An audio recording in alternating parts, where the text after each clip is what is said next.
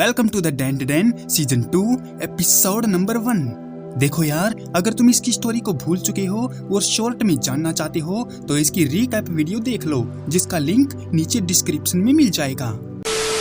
Hot spring में नहा रही मोमो पर कुछ मुस्टंडे बदमाश टूट पड़े थे और मोमो उनके लीडर को मारने की कोशिश करती है तो वो उसे तालाब में डुबोने लगते हैं। पर तभी उन बदमाशों पर गर्म पानी का हमला हो जाता है और मोमो उनके चंगुल से छूटकर बाहर निकल आती है। पर एक बदमाश मोमो की टांग पकड़ लेता है और उसकी खटिया खड़ी करने आगे बढ़ता है। पर अचानक से बदमाश पर दीवार गिर जाती है। मोमो को समझ नहीं आया कि आखिर उसकी मदद किसने की है। इन सब चक्कर में वो हॉट स्प्रिंग टूटकर तबाह हो जाता है। मोमो देखती है कि ये टर्बो ग्रैनी थी जिसने उसकी मदद की थी। मोमो कंफ्यूज है कि ये बिल्ली आखिर यहाँ क्या कर रही है। तो ग्रैनी बताती है कि जब सीको इस गांव के बारे में बात कर रही थी तो चुपके से उसने सुन लिया था और उसे पता चल गया था कि ये एक हॉट स्प्रिंग डिस्ट्रिक्ट है और इसका मजा लेने के लिए ग्रैनी उनके बैग में छुपकर यहाँ आ गई। खैर, मोमो को उससे कोई शिकायत नहीं है क्योंकि ग्रैनी ने उसकी खटिया लूटने से बचाई है। पर तभी वहाँ चैम्बर ऑफ कॉमर्स के लोग आ जाते हैं और मुस्टंडो को पकड़ने के लिए उनका पीछा करते हैं और हमें पता चलता है कि वो कीटो फैमिली के लोग हैं।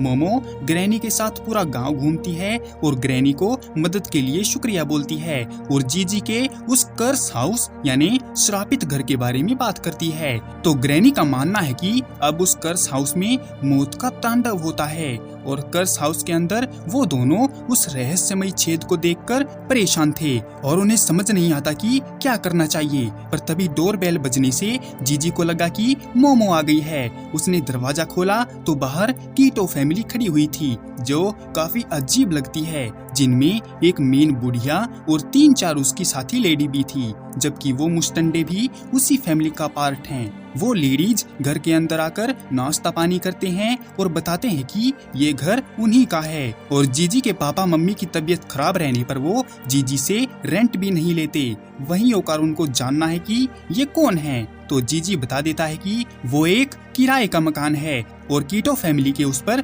बहुत से एहसान हैं। हालांकि उन्होंने उस छेद को छुपाने के लिए उस पर एक फुटबॉलर का फोटो चिपका दिया था, मगर बुढ़िया एक बात से नाराज है कि जीजी बगैर बताए कहाँ चला गया था। तो जीजी बहाना मारता है कि उसका चश्मिश जिगरी दोस्त उसके साथ खेलना चाहता था तो वो बस उसे लेने ही गया था। लेकिन बुढ़िया को शक है कि जीजी झूठ बोल रहा है और स्पिरिट मीडियम को बुलाने के लिए ही गया हुआ था। वो जीजी को धमकी देती है कि वो उनके घर को बदनाम ना करे, नहीं तो वो अपने लाइसेंस वाले हथियार से उसको टपका डालेंगे। पर तभी वहाँ पर वही मुस्टंडे आ जाते हैं जिनको एक पुलिस वाला उन लोगों से बचा कर लाया था। उनमें से एक आदमी जीजी के साथ आए लड़के के बारे में जानकारी मांगता है तो जीजी ने बताया कि वो बस दोस्त हैं, जिस पर आदमी को शक होता है और वो ओकार उनसे जीजी के फेवरेट फुटबॉलर का नाम पूछने लगता है क्योंकि अगर वो दोस्त हैं तो वो बता देगा और अनजान होगा तो फंस जाएगा। लेकिन ओकारुन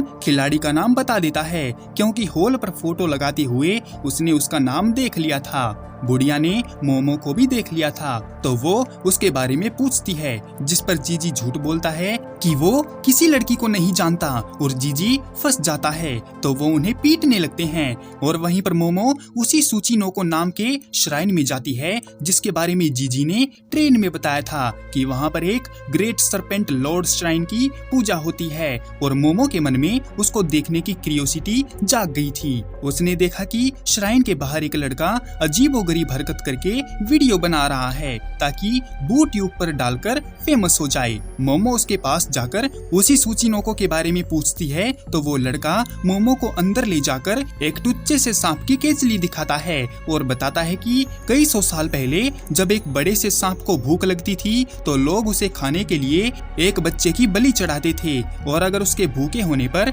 उसको कुछ नहीं दिया जाए तो गांव के पास वाला वोल्केनो एक्टिवेट हो जाता था। लेकिन पिछले 200 साल से ये रिचुअल अपनाने से कुछ नहीं हुआ है और गांव वाले उस हॉट स्प्रिंग का मजा उठाते हैं और उस केचली की पूजा करने से वोल्केनो का खतरा नहीं रहता।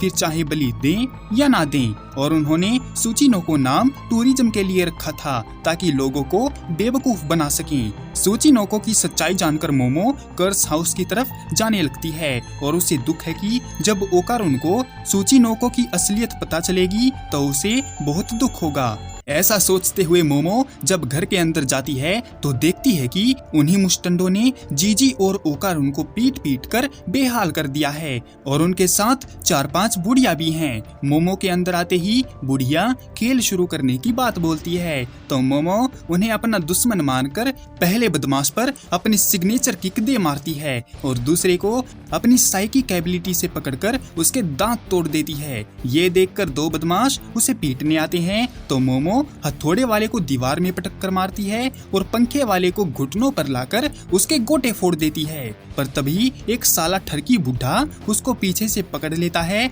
और उसकी थाइट्स पर हाथ घुमाते हुए मोमो को काबू करने लगता है। तो बैग में सो रही ग्रेनी की नींद बीच में दबने से टूट जाती है और वो मोमो को बचा लेती है। तो मोमो उन्हें धमकाते हुए बाहर निकल जाने को बोलती है तो बूढ़ी जोश में आकर मोमो को तगड़ी लात मारती है। मोमो को फील हुआ कि भले ही बुढ़ी दिखती अजीब है पर उसमें जान बहुत है। मोमो उनसे बचने के लिए भागने लगती है तो बुढ़ी उसको भगा भगा कर उसका कुत्ता बना देती है और उसको कई सारी लातें मारती है। मोमो उस पर बर्तन फेंक कर मारती है तो बुढ़ी उनको रोकते हुए मोमो को जबरदस्त पंच मारती है जिससे मोमो दीवार तोड़ते हुए उसी सीक्रेट रूम में जा गिरती है। बुढ़िया को एहसास हुआ कि मोमो की ताकत काफी अलग तरह की है और वो उनके फेस्टिवल को खराब करने आई है, इसलिए वो मोमो को काबू करना चाहते हैं क्योंकि 200 साल से कीटो फैमिली की वजह से ही वोल्केनो आज तक ठंडा पड़ा है क्योंकि वो time to time great snake को बलि चढ़ाते हैं और उन्हीं की वजह से गांव बचा हुआ है, नहीं तो अब तक उसका तंदूर बन जाता। फिर बुढ़िया बताती है कि जिस जगह पर अभी मोमो खड़ी है वो किसी जमाने में एक वेदी हुआ करती थी जिस पर इंसानों की बलि चढ़ाई जाती थी।